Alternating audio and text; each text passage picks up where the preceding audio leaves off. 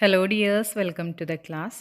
നമ്മൾ ഇന്ന് ചെയ്യാൻ പോകുന്നത് രുചിമേളം എന്ന പാഠത്തിൻ്റെ പ്രവർത്തനങ്ങളാണ്. ആദ്യത്തേത് നോക്കാം. പല പല പലഹാരങ്ങൾ. കണ്ടില്ലേ? കുറേ പലഹാരങ്ങളുടെ ചിത്രമാണ് തന്നിരിക്കുന്നത്. ചെറിയ ഒരു പാത്രത്തിൽ തന്നിരിക്കുന്നത് ഏത് പലഹാരമാണ്? അച്ചപ്പം അല്ലേ?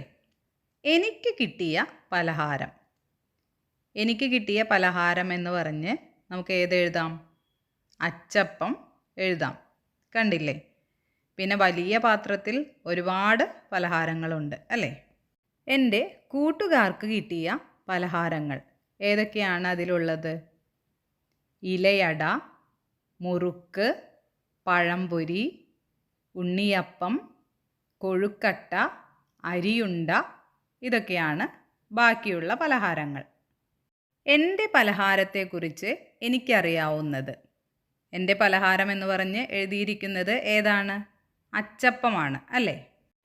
പച്ചരി വെള്ളത്തിൽ ഇട്ട് കുതിർത്ത് തേങ്ങയും ശർക്കരയും എല്ലാം കൂടി അരച്ച് മാവാക്കിയാണ് അച്ചപ്പം ഉണ്ടാക്കുന്നത്.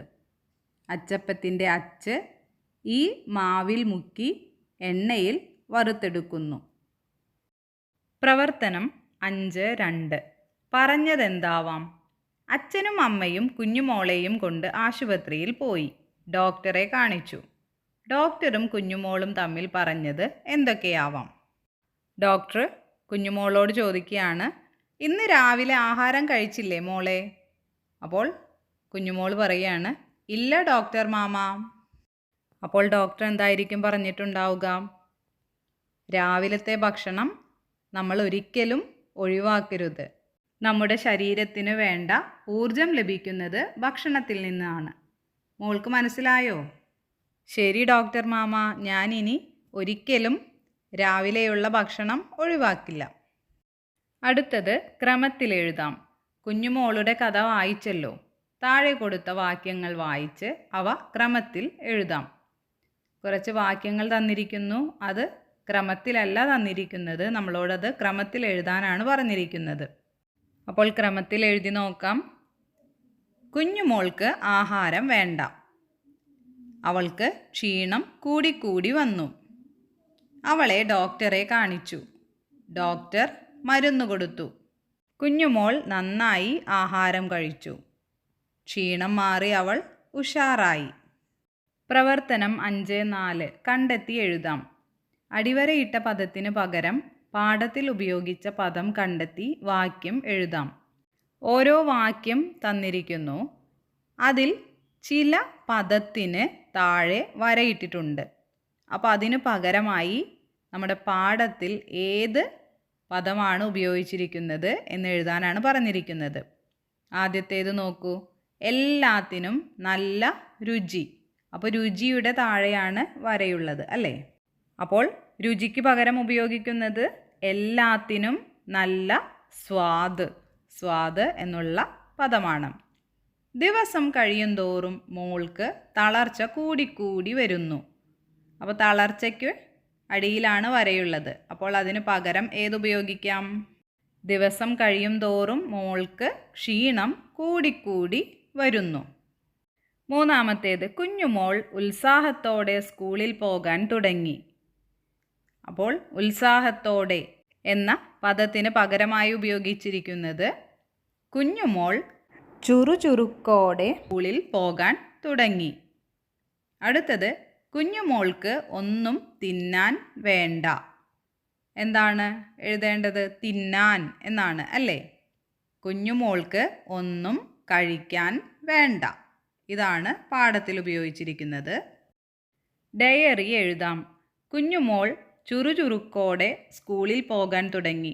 ആ ദിവസം അവൾ ഡയറിയിൽ എന്തൊക്കെ എഴുതിയിട്ടുണ്ടാകും? ഡയറി എഴുതുമ്പോൾ അന്നത്തെ തീയതിയും അതുപോലെ തന്നെ ഏത് ദിവസമാണ് എന്നും എഴുതണം.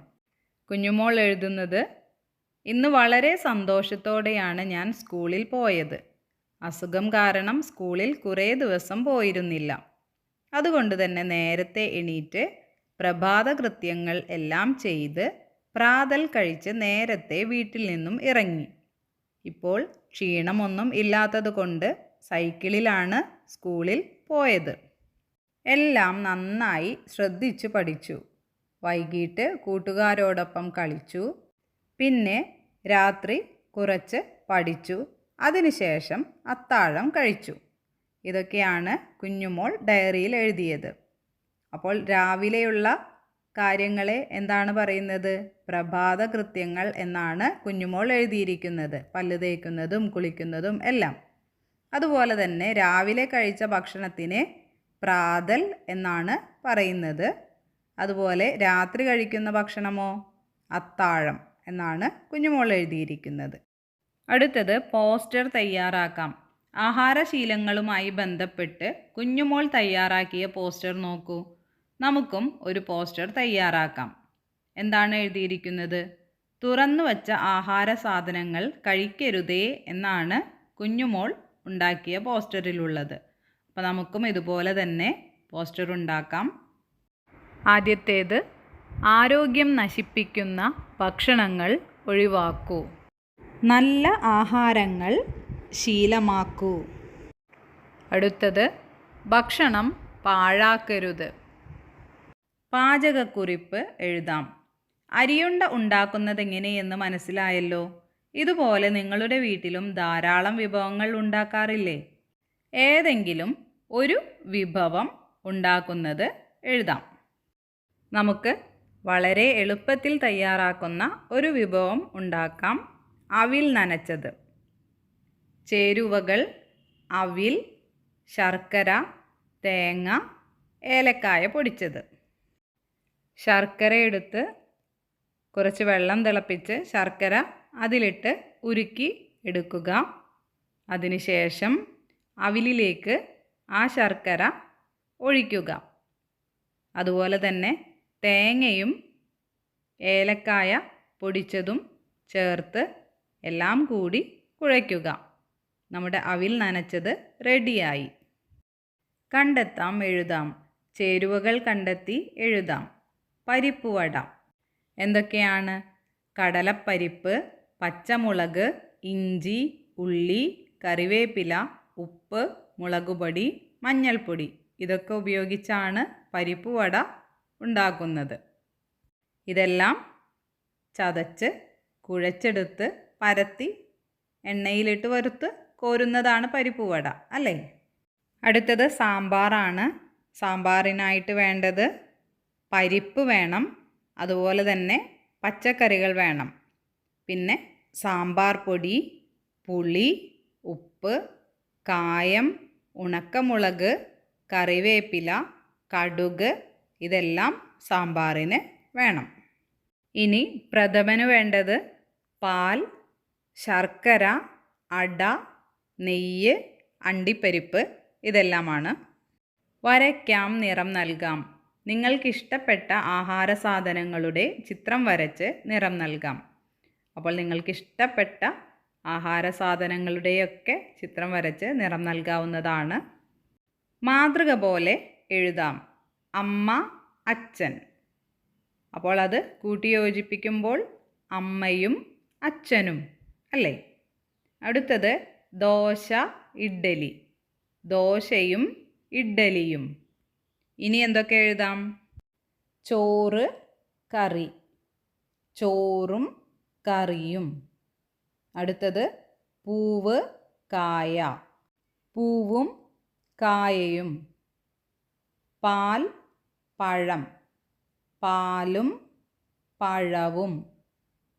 ഭൂമി, ആകാശം. ഭൂമിയും ആകാശവും. അരി, ഗോതമ്പ്. അരിയും ഗോതമ്പും. പഴം, പച്ചക്കറി. പഴവും പച്ചക്കറിയും.